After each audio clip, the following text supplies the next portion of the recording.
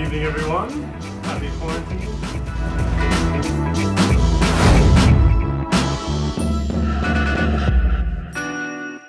Welcome to Get the Fork Out. We have part 2 with Eduardo Garcia and his story, what he went through, where he's going, and the inspirational tale that he tells. I can't recommend his documentary Charged enough. It's very moving, very inspirational. One of those movies that just makes you want to just grasp every day of your life, because we don't know.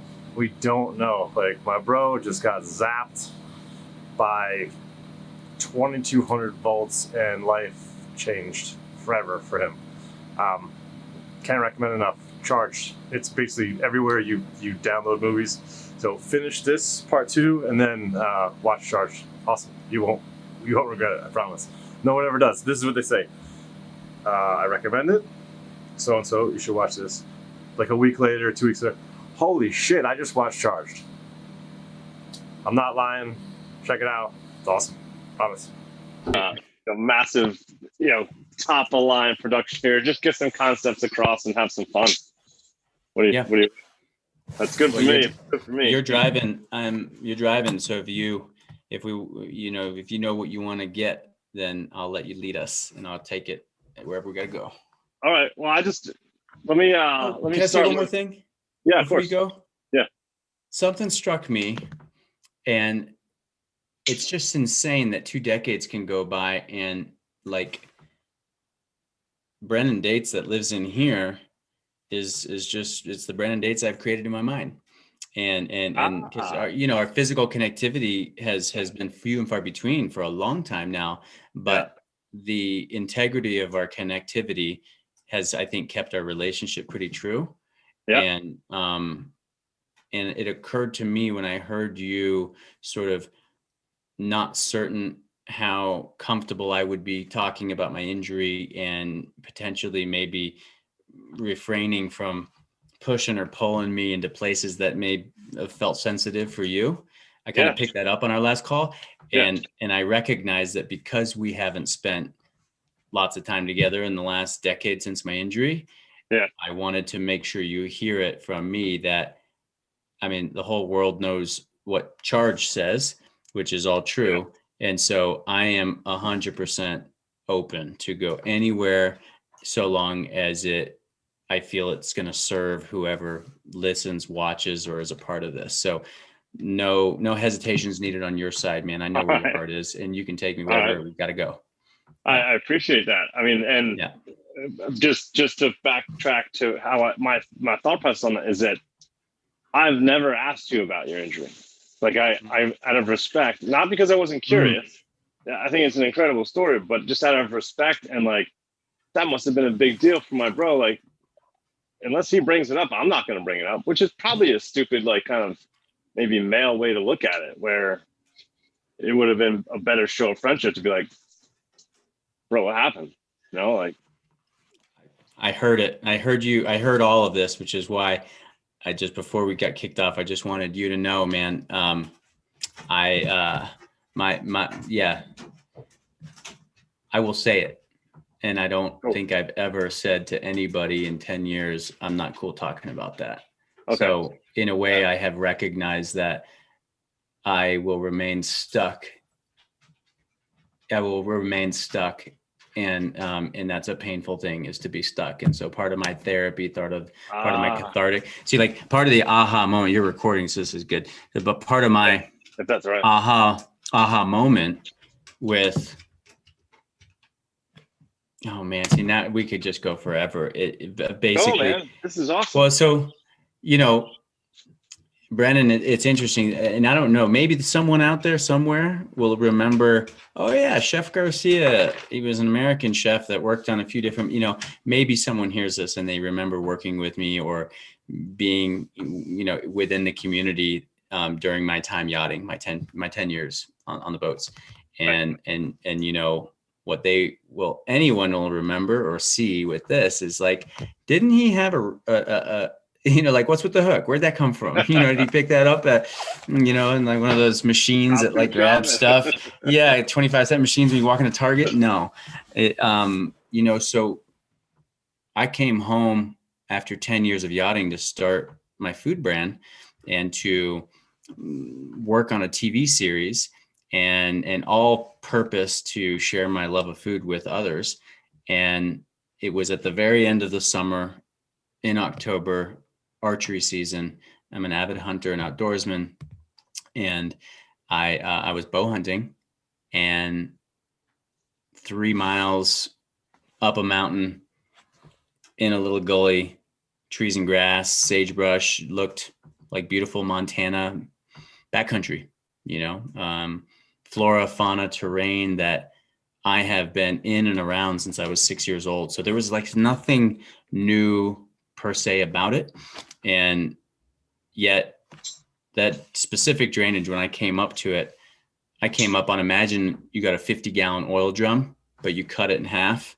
And so I saw a can on the ground, and within the can, when I snooped in and went and looked inside, I saw, like, imagine if this whole mop of hair was in the bottom of the can and there were a few claws and bones and things visible.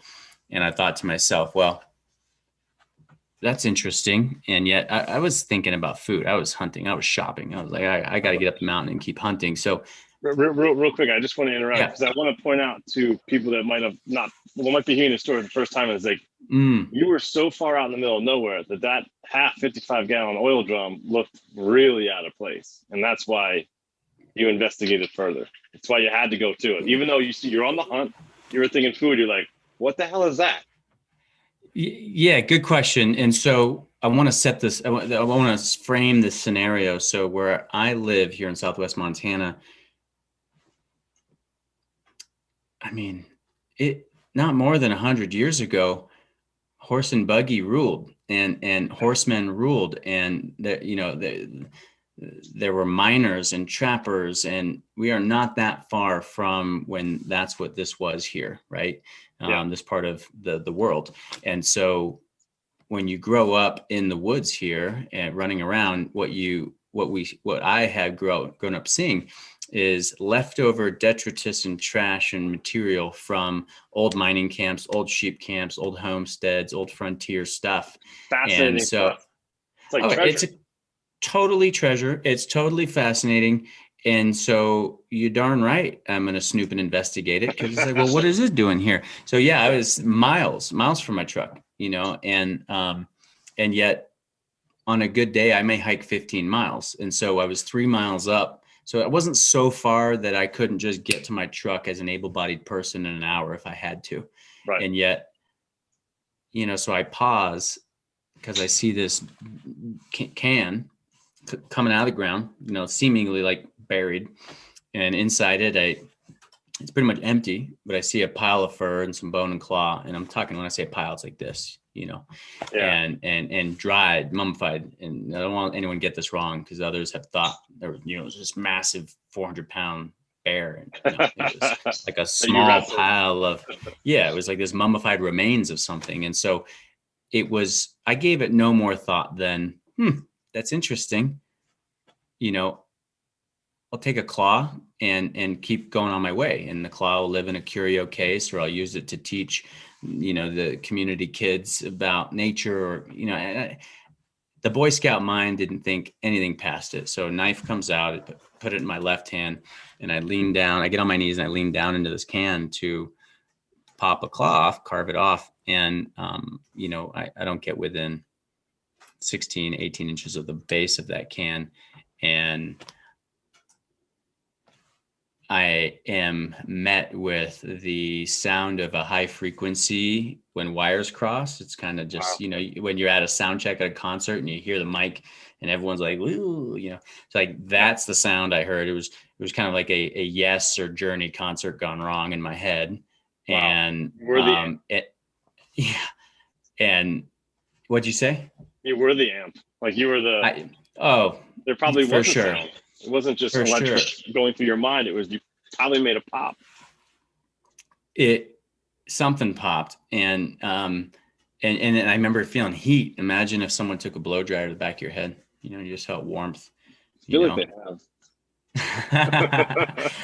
And Brennan's like, I miss that. And styling. Yeah.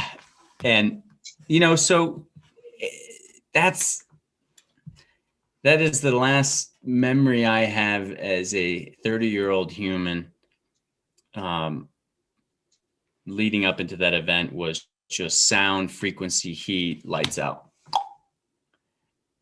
And the next memory I have to this day is that my eyes opened up and I was looking at the sky and I recognized that clouds were just kind of slowly cruising. I remembered seeing some treetops and I remember thinking, why am I on my back? Where am I? And I remember the voice in my head saying, get up. You shouldn't be on your back. So get up, and kind of hearing that on repeat until I stood up. And then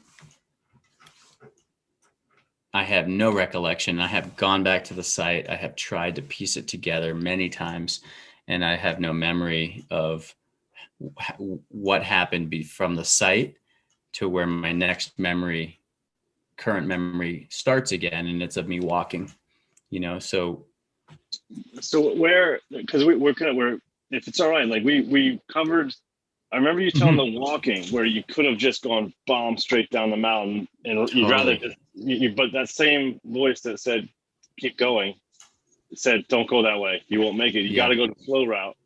Then what did you find? Who did you find? Where did you find? What happened after that walk? Did you make it back to your... I'm just grabbing my seltzer water. What did you find? Right. So that walk brings me to the bottom of the valley floor. So I was in a mountainous area, right? And so the valley floor where the river runs and the highway and the road and lots of homes, and where I'd parked my truck at the National Forest trailhead. I know there's homes down there. And so my mission is get there. And I remember walking and getting within a couple hundred yards of the road, and on the other side of the road are the homes. And I remember watching this old timer, like Hollywood film style, beat up old red truck, park at the mailboxes, check the mail, cowboy hat, Wrangler, and he just a classic Montana. And I see him. He's the first human I've seen since this happened. And I just remember screaming on the inside, help me. And audibly, nothing really came out. It was it's not like my vocal cords were damaged, but I think the shock that I was in was so severe that I feel all the energy I had was going into the movement of my feet and the beating of my heart, and not to my voice and vocal cords. Do you remember his reaction to you? Do you have a memory of that? Oh yeah. And that's the point of this little side story, is that I was 100 yards from what I thought was salvation. This is someone who's going to help me. And from 100 yards, all he saw was a guy in camo walking down the road, which makes sense. It's hunting season. It's Montana. Like, he kind of gave me a look and kept going. And no. And you couldn't scream. Right. And you're like, no, it's like the classic, shipwrecked at sea, and you're like waving, and the tanker doesn't see you and goes right by, And so, but that is not the end of my story. And, so I kept walking. What's another 100, 200 yards. And I made it to the first home I came upon, and there was a gentleman on the outside of his home, working on the exterior, a couple other people. There was a set of vacation cabin rentals, and that man ended up, and the couple people that were there, they ended up receiving me. And, within 10, 15 feet, they saw the need, and they got into action, called 911, and got me got paramedics there. And that was my first touch base with. Do you remember that bits and pieces of that, or is it a clear recollection? I remember for sure. I remember bits and pieces. I remember getting to the house. I remember them sitting me down. And I remember at that point just kind of looking, it's funny, I sat down and was now facing the mountain. I just walked off, and I remember looking up at it and kind of using my hand to explore my body a little bit while sitting there. Terrifying. I remember. I've had much smaller accidents, and that's a gnarly moment in your life where you're like, "What? Where am I hurt?" Because everything hurts. Yeah, and so I've had plastic surgery to fix it, but there was an exit wound on this part of my head right here, and I remember my hand when I got up here because I could feel pain or something that brought my hand, brought me to investigate this, and my fingers just like sunk into the exit wound. Bro. Yeah, and that's like giving me anxiety, just that moment, because I've been to a much lesser moment, like I said, where it's just a broken bone. It isn't like I'm going into my skull now. No, it was, well, my skull wasn't open. My scalp, your scalp's thicker than you think it is, especially when you got this, your scalp is like a solid 1/4 inch thick, I think yours is thicker because it's got hair follicles. Mine is just like, it's just skin. I just cut it open like 2 months ago. Yours is thicker than mine. Good. I don't know, maybe. But I remember apologizing because my I kind of like went like this and some hair fell out onto the ground. I remember apologizing for that. And honestly, the next thing I remember, I live in a very small town, and there's one light. There's a highway and a dirt road a road that crosses it. Used to be dirt, not anymore. And so on the highway, it's a flashing yellow to slow, and for the crossing traffic, it's a red. And I remember looking through the back of the ambulance windows on the drive to the hospital, the closest hospital where they were going to stabilize me and get me on a plane, med jet. And I just remember seeing that flashing light and thinking, oh, I'm going through town. I'm going through my hometown, and I got stabilized at a local hospital. Again, it was like my high school town. So the EMT on call at the hospital, hey, Eddie, you look rough, bro. Hang in there. And he knew me, You look rough. Oh, yeah. And what were the extent of your wounds? Well, you don't know at this point. You're in pain. That's all you know. Oh, I didn't know. And there's so much nuance, and we could get lost forever here into it. But, I when they asked I challenge anyone, how many phone numbers do you know by heart? Now that the cell phone, none. You just dial it on your cell phone. But pre-cell phones, we knew everyone. You had at least the top 10. Yeah, you had to. And so I've never forgotten my family's numbers. And so I must have given them my older sister's number, the EMTs, and they called her. It's about a 50-minute drive from where they received me to the hospital where they discharged me. And they must have called her, and somehow she was at the hospital and got on that plane with me. I didn't know how, I didn't know why. I just knew my sister was there, and my sister is, my guardian angel and Indra. Like a second mom. Yeah. Indra. Well, I've never met her obviously, but yeah, we've just spoken a few times. She's awesome. Yeah. And so it was almost like it made sense that she was there on the plane with me. And lo and behold, she was on a camping trip and had just came out of the woods and got cell service again. And her phone pinged like this. And it was just, your brother's been gravely injured in an electrical injury. We're taking him to Livingston Memorial, and she's like, turn the car around, babe. We gotta go. She grabbed her purse, her phone, and stepped onto the plane with me and just flew, Yeah. Certain things mean more than anything else. Just, we got it. Credit card and a phone. That's kind of all you need these days. Yeah. That's incredible. And then obviously you went to, because we touched on it last time, you went to Utah.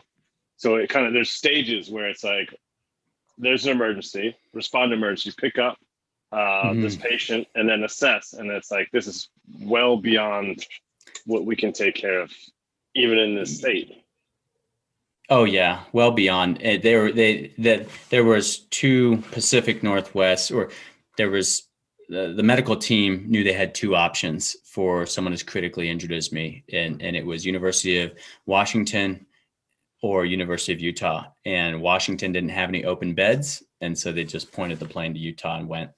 And wow. I do remember landing on the tarmac. I guess they basically, they put me out, whatever that means. They kind of gave me enough meds to sedate me because my pain was going through the roof. And I remember coming to when we landed in Salt Lake, and I was being transferred from the ambulance, or from the medical jet to the ambulance, and the EMTs working the gurney,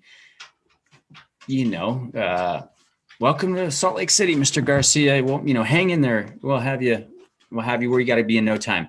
And I must have come to, because I remember that. And I remember saying, Salt Lake, how am I going to get home tonight? Oh, man. I just had no concept of how gravely injured I was. I thought a little duct tape and super glue and a couple staples and I'd be good, and no. Do you think that's kind of that's built into our minds with injuries like that? Like, it's part of why shock happens. Like, it's the good part of shock. Like, hey, ignorance is bliss. Don't let this human know how badly he's hurt, so maybe he can survive somehow, or she. 100%, I believe, and I've said this many times, I've been quoted as saying this, that I believe that ignorance was a critical part of my ability to remain positive throughout the whole 50-day stay in ICU, even throughout. Oh, yeah. 50 days, and that's maybe not in the hospital. I just want to point this out to everyone else. That's not in a normal, like, I'm going to get my tonsils removed hospital bed. That's in ICU where he's monitored 24/7. I've been there myself, and it's a very different experience and I couldn't imagine 50 days. You're basically on death's doorstep for 50 days. Otherwise you wouldn't be in ICU. Burn trauma ICU, the first 5 or 10 days was most definitely critical. And I don't know how many days it was, but let's just say by the 7th day or so, it was no more than a week or so. And, the decision I was presented with basically the facts, which are, so this hand was where the electricity came in, and therefore received the brunt of the blow. And it was critically charged, it was significantly charred, black, burnt. You could see bone. And their assessment after they cleaned it up was that, well, we're not going to be able to save all these fingers, and you may be left like this. Basically, if you kind of cut this out, you may be left with a little bit of a usable thumb and a pointer finger. And what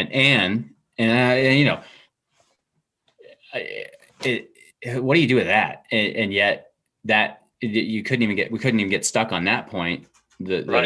What followed that was, but what really concerns us is that there is an infection in this forearm, that is running, that has the potential to basically just need to travel 19, 20 inches to your heart.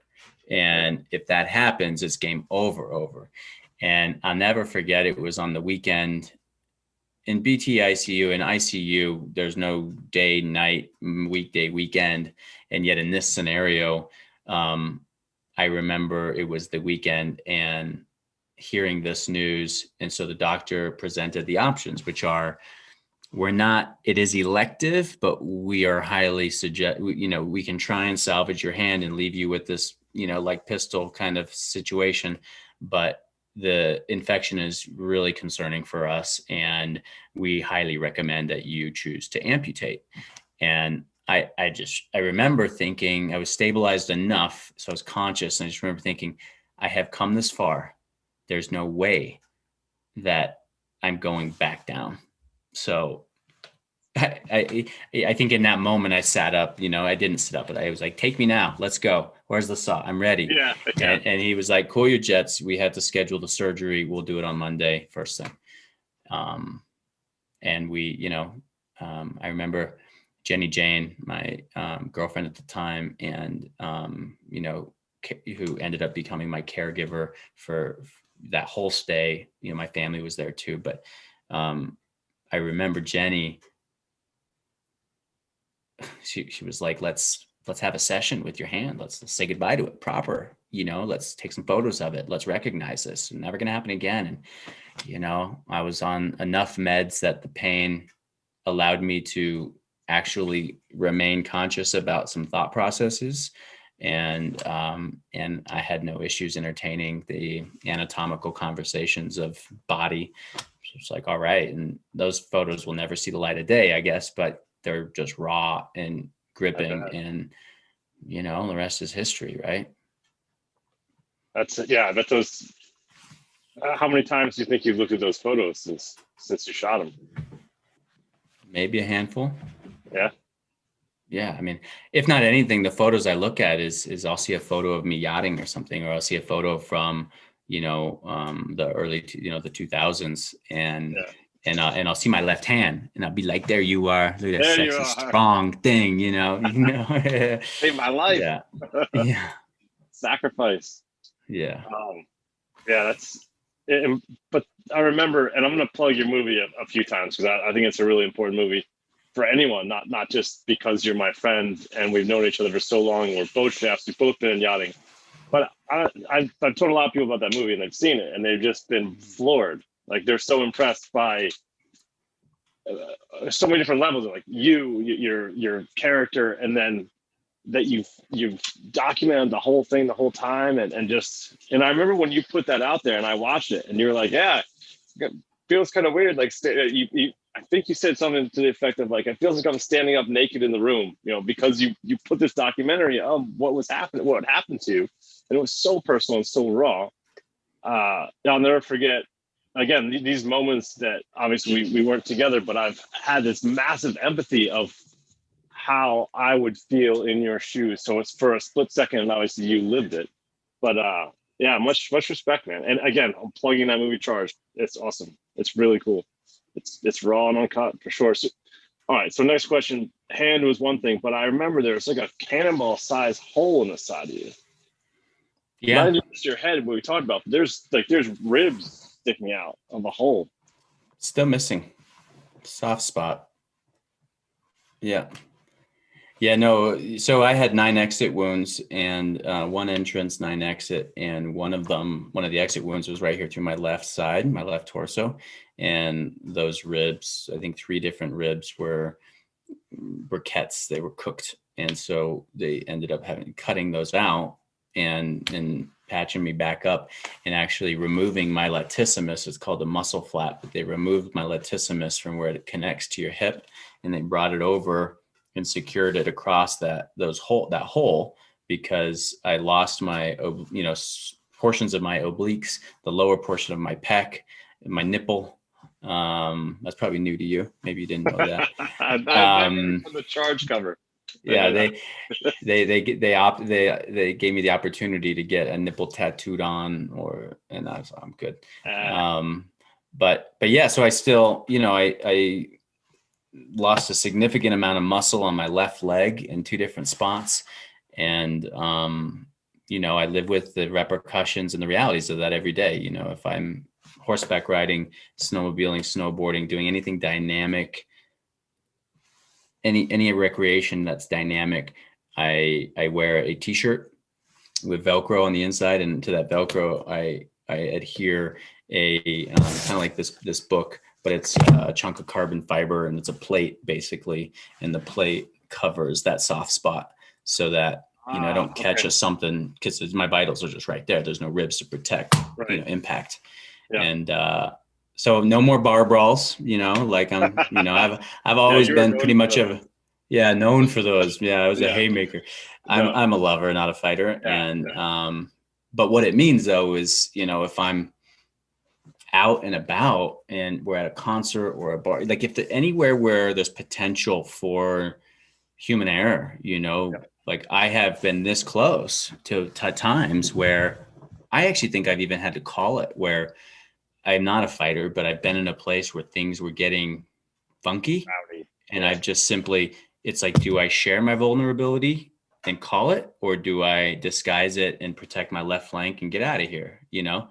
And that's what, you know, I know there's many people thinking, well, what are you going to do? You know, what are you going to do about the ribs? And I can elect, it's like the last surgery out there that I chose not to do was to have titanium bars put in lieu of those removed ribs.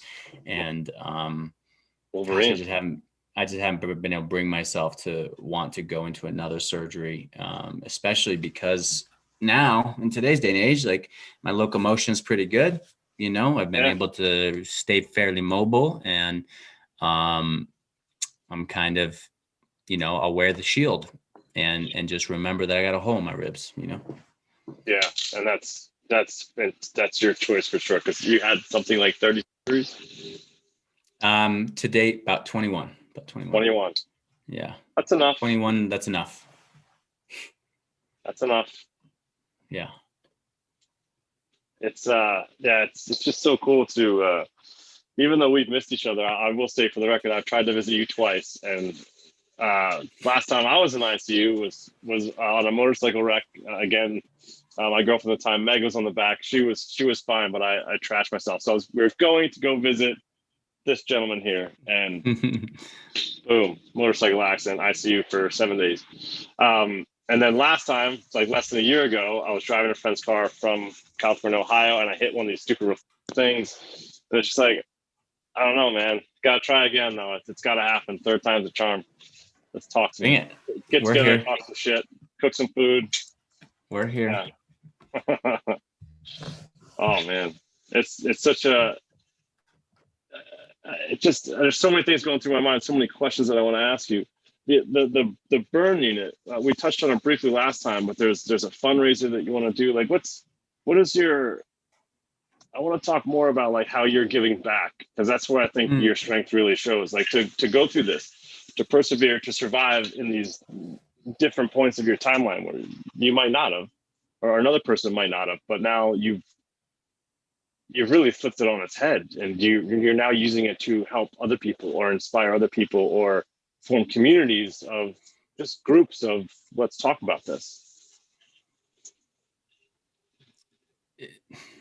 Sometimes we can be forced to the prescription that we need, and or we're brought, like we find the prescription through any which ways, and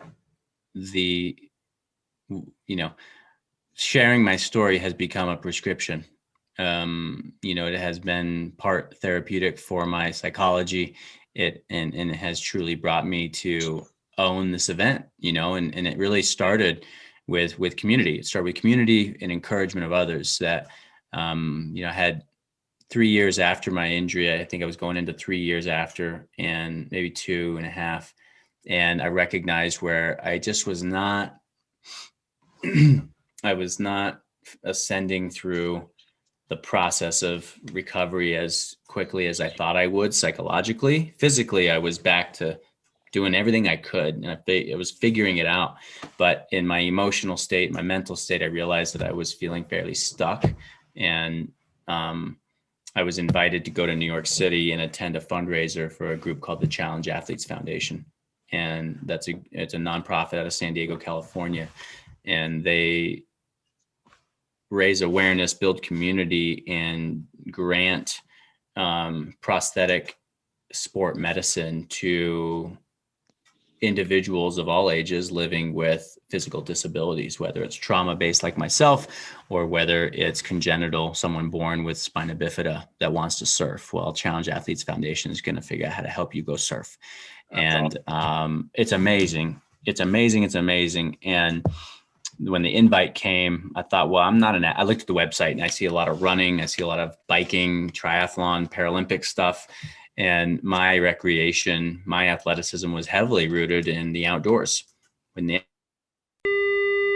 Netflix, now you're totally back. So you're saying outdoors was that was your athleticism, because I remember you as a surfer, fisherman, hunter. Like that's how I remember you. Obviously, you're still those things, but you weren't like, hey, let's go shoot some hoops, or did you catch the football game the other day? Like, no, sort of team sports wasn't my athletic focus. And yet when the invite came, I was, screw it, let's do it. Let me check this out. And so I just remember it was at that event that I recognized, by witnessing other individuals with similar physical scenarios, well, they're doing it, and they're doing it, and they're doing it, and they're doing it. And those athletes, and they approached me. I was the new guy, and they approached me, and it was actually a younger man who approached me, saw my prosthetic, saw my injury, introduced himself, and after introducing himself, just went right for the hand. And he was like, "So you're running with that thing? Really?" Kind of calling me out. And I didn't know any better. I just knew that I wasn't comfortable walking around with. So if I take this off right now, you got my forearm right here, and I just wasn't comfortable a couple of years into my injury revealing my forearm, my stump, my amputated limb to the world. And it was this young man that kind of very gently but legitimately was like, "Well, I have the same amputation as you, and I don't run with prosthetics anymore because I'm more streamlined. I don't have this thing clanking around on me. And, we're going to go for a 5-mile clip right now." He's like, "Try it." So he like teed it up. He's like, "Try it," Yeah, you want to ditch it. And so it's kind of like, it's that line you must cross between fear and the unknown. And so I was, all right, let's take it off, And so I took it off, and, he kind of looked at the scar, and he's like, "Ooh, they closed that up nicely." And then like it was time to run. And that was it. The conversation switched to whatever you talk about when you're trying to suck air and run, like it was like nobody cared that it was, nobody was looking. And it must have been a realization, because I'm learning this through you, because I do it to myself. We all do it. It's like that own monster in your own head that's telling you they're all going to laugh at you, or they're all going to no one gives a shit. No one actually cares except for you. And we put all this burden on ourselves. I think it takes a little bit of age and maturity, or something like that happening to you in an instance like that, where you're just like, I can apply this to other things in my life too, because no one actually gives a shit. And those that do. Yeah, definitely. So that was sort of I think the question that brought us into this story was how one comes to a life-changing event, and how does it turn from being the worst day of your life and a legitimate trauma that rules the rest of that basically dictates what's up moving forward, and how does that transformed into something that actually provides or is purposeful and contributes. If you can hear me, just pause for a sec. I can edit this. I can cut this. I can edit this. I'll do it tonight. Well, the edit's gonna take time, and I'm getting a notification that turkey pot pie is 20 minutes out, and I gotta walk this dog first. So I hate being rushed with you though, man, because this is new for us, right? Like to go here and unpack this, and I don't like the idea that we're kind of rushed to not give this the full space we need and want. But I understand that on your end, you got to button it up in the right way. But if the internet's good, I could wrap up that point, because you had a question. You were like, how did you go from this not just tanking your life, and how did you turn it into purpose? And basically that New York event, it brought me to a place of ownership that I had not recognized, that I am an amputee. And I need to love on that hard, because for as long as I pretend that this isn't a part of my life, I am basically living with a certain percentage of myself over there, and I'm walking not as a whole person. And so as soon as I saw this for what it was, and I said, nope, I am Eduardo Garcia, and I am now an amputee. It is a part of who I am. It doesn't define me per se, like it's not what I have to lead with, but I need to embrace that this happened. I have to own that. And when that happened, the 7 years since then have had a different lens, sort of the rose-colored lenses dropped, and I was able to just not sort of pretend this didn't happen every day, but rather just own it. And what I realized is I started getting back into work more. I started getting back into my friendships and relationships more. And I wasn't wasting time trying to hide a part of me that didn't deserve to be hidden. And what happens, I think, is that when you share with the universe who you are and what you're made of, And what you're interested in, the universe responds. It hears you. I And agree if with you're feeding it bullshit, well, it's going to respond with what it just heard. Yeah. So if you're feeding the world, I'm fine, I don't need nothing, I'm good, same old me, you're going to get that. And yet, so now I feel like through the help of others and through the ownership of what is, I have been able to really kind of stay open to, well, what's next? Because this wasn't a part of my plan. I left an incredible industry as a yacht chef, was told by friends, you're nuts for walking away from that. What are you doing? And that was freaking scary. This was not a part of my plan. This happened. It took innumerable individuals. It took innumerable days, hours, and time to get to a place where I was just owning it. And everything since then has just been life forward facing. Like, what are we going to do? And how are we going to go about it? And I wouldn't go back for a minute, Brennan. I wouldn't go back for a minute. This thing has just simply, my mom says it best. She's like, she's like, maybe it brought you a dose of humility that was just necessary for you to achieve what you want to achieve in this world. Right. Yeah. And I'll take that. Yeah. On that. That's good sound advice from mom. I think she might be onto something there. And it's, this is such a positive conversation to hear. Like, not many people on the planet have gone through something like that. Maybe some similar things and a lot of people worse things, but it's amazing, the human spirit. I think it's incredible that how adaptive we can be, how strong we can be. And I think the things that I'm proud of you is that giving back, that aspect of, because I know for a fact that you're making it part of your business and it's right on your radar, like all the time. Like, I want to be a part of this community, because I felt alone until I went for a run and someone who was my brother basically said, why are you doing that? Why are you hiding? It's fine. And then never talked about it again.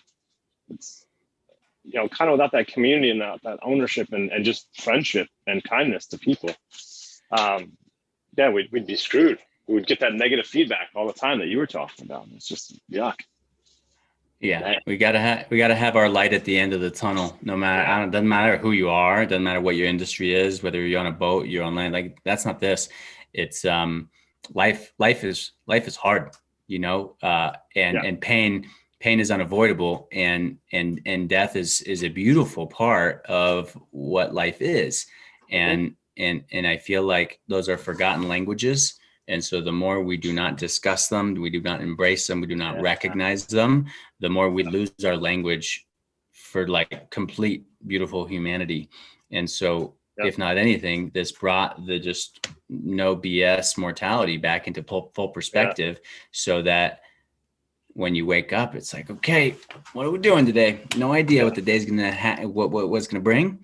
I know what I think is going to happen, and I remain open to what the universe brings today. And I feel there's some beauty to that, and sort of just leaving space for the unknown to fill in, I agree. I think the way our society deals with death is pretty absurd. Like, we don't face it at all. We ignored it and act like it's a surprise when it happens. And I noticed just through the motorcycle trip, through riding through countries that practice Islam, countries that practice Hindu, countries that practice Buddhism, they're not all of them, but they're much more upfront with the fact of death. It is unavoidable. And I do think that is one of like kind of the ills of our society, is we don't address it. And like I said, ignore it and act like this came out of nowhere. It's like, no, it's inevitable. It's guaranteed. And I just think it's like through what you went through, and then you're like, you looked right in the face, and then you decide. That's another thing I got from the Charge movie, is like, no, every day is so valuable, and I'm just going to cherish it. Conversations like this are good reminders. I may say it may be out there, but I need to have that younger person call me out too. Yeah, you're exactly. And so you ask, you're like, so how did giving back and making, how did, your businesses being focused for purposeful good in the world, not just product and sales. The purposeful good part, I feel You're breaking up again. Like continues to encourage when it gets tough. Man, so sorry. Now you're back. How long till turkey time? How much more time you got? I can probably do 10 minutes. And our service literally this week is better than it's ever been here, and has a pretty decent upload speed and download speed right now. So yeah, I apologize if it's me, but I doubt it. It's probably me. But I'm thinking, do you mind if I show the first one as part 1 and this is part 2? No, we can do part 3. It don't matter to me, but just let's round it out however you need it, Yeah, I just think this is a great conversation. I think it's interesting, the fact that you and I are going over this stuff for the first time, friends for a long time, both yacht chefs. I just think you're one of the more inspirational people in the industry that I've even come in contact with. And I know you're not in the industry anymore, but irrelevant. And thanks. And I know you're going to be like the second and third episode, so there's not going to be a massive audience yet watching this. But whatever I can do to push your story out there, man. I think you're a pretty impressive human in general, whether or not you worked on yachts or not. It's a pleasure to know you, my man. Yeah. Thanks, Brennan. I appreciate that. I really do. If not anything, there is no point in my cup can only hold so much. And at the end of the day, if I receive excess, it just spills out on the floor, and that's a shame. And so, in a world of finite energy and resources, I do not,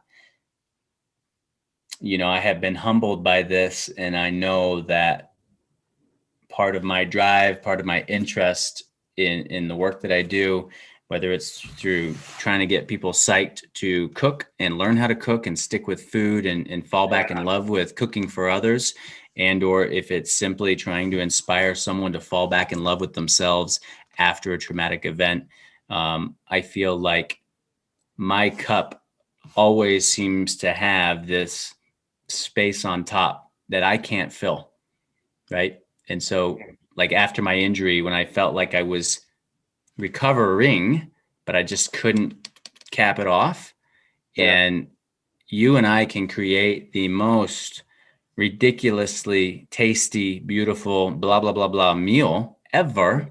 And yet what happens to all that value, all that gathered beauty, if it just sits on the stainless counter in the galley and no one picks it up, burps, chews it, and looks at you and is like, yeah, chef, that was good. It just sits and it never comes to life. Passed on. We have to connect with each other. We have to. That is how the magic happens. And so for me, with Montana Mex, with our business and with my work in messaging, what I know is that it is in service of others, because that is the point. And if there's no one out there listening, then, I really don't have any feedback as to if I'm on track, if I'm doing well, if I'm on the right stuff. And so, it's been a great gift in a really tragic sense. And it hasn't been overnight. We're talking 10 years later now. So there's been a lot of hardship and a lot of damage done. And yet you watch a forest fire ravage a hillside. And what we all know is that given water and oxygen, that hill will be covered in fresh green flora and fauna X number of months later, and it will do a bevy of great things for the ecosystem. So destruction, pain, death, it's all composite. It's all composting back in and out, man. So I like how you look at it that way. It's a healthy way to look at it. And I could just imagine the time it takes to go to heal that way. And I don't know. It's incredible to watch you to grow and progress from that. Because I think it would have took, maybe myself included, a lot longer, to step through those different fire rings onto the next phase or level, or however you want to gamify what you went through, and how you're growing into something that's positive for the world in a few different layers at least. And it's really, really impressive there, man. can't say that enough. It's probably getting embarrassing by now, but it's almost turkey time, right? It's almost turkey time. We're going to wrap this up, but I also want to echo it back to you. And this is that same person that said it for me in Central Park. You know, I have been influenced by you. You know, I remember when you were raising money for Parkinson's, right? And the impetus for one of your first big trans country trips, you know, to benefit your dad. And that impacted me, right? Seeing my community going out, extending themselves to the greater good, that did not escape me. You know, I saw that, I noted it, and I was like, okay, yeah, I should be thinking big too. How can I impact in a big way? How can I, you know, and I'm like, yeah, oh, for sure, man. And every minute of our waking life is an opportunity to absorb inspiration if we're open to it. Yeah, agreed. So, you know, I've been equally moved by you, bro. Big time. Thanks, man. Thank you. Yeah, that means a lot. That means a lot. And let's make a pact with each other to express appreciation when we notice people doing stuff. Let's just say, hey, man, that's awesome. I think we both do it anyway. But I think it's something I've been trying to just, even with crew members, like, I really like that you did that. Like, I really like that you said that. Or I like how you handled that. That would have been a little of an annoying situation. Rather than just letting it slide and silently appreciating it to ourselves. I think the world gets better the more that people get like that. A little bit of like, oh, that was cool. Oh, nice one. Yeah, a little recognition. Little recognition for the little things, you know, just the little things. But man, thanks for coming on again. I'd love to have you back anytime. Enjoy that turkey pot pie, and thanks for sharing your story. It's a special one, and it's so close to home for us yacht chefs. You're one of us. You know, you always will be. Definitely. Thanks, man. I appreciate that, and for anyone taking the time to listen, thanks for tuning in. Thanks for hearing the story. And be in touch. I always like hearing back from the world. So, well, let's do one more plug for Charge. You will not regret. Was it? How much is it? $7.99? $9.99? Let's do priceless. What are we talking about? Charged. I know it's priceless. What are we talking about? Right? No, not for you. But I mean, I'm trying to plug it, like, because it's worth it. Whatever. It's like $10. Wherever you download films, Amazon Prime, Hulu, Vimeo. My encouragement is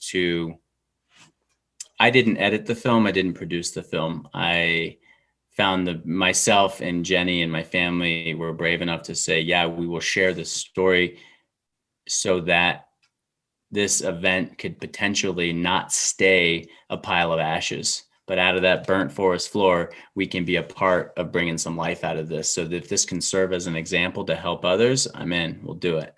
And so without any of you watching Charged, it sits on a hard drive and it has no value. And yet if just one of you watches it and only 1 minute of the film connects with you because you think you know someone that needs it, get it to them. Yeah. And now it's served its purpose. So pass it on, give it life, bring it out, and then stay charged in your own world, however it translates to you.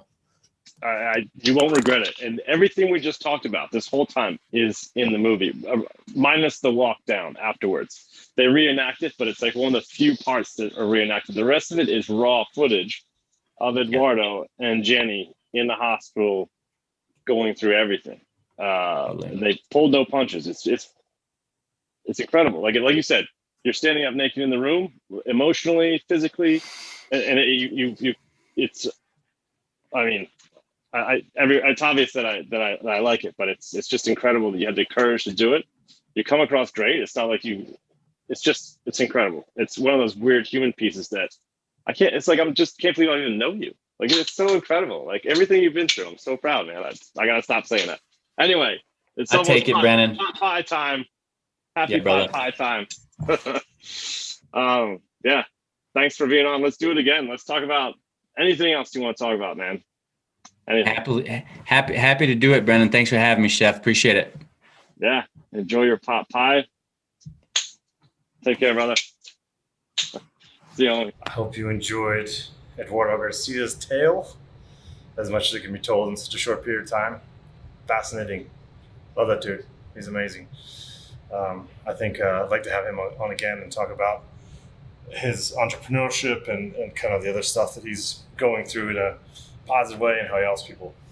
Much more to tell. Love to have him back. Next week, we're going to have my friend Nikki, and she is a full-time volunteer on a boat called Pacific Hope.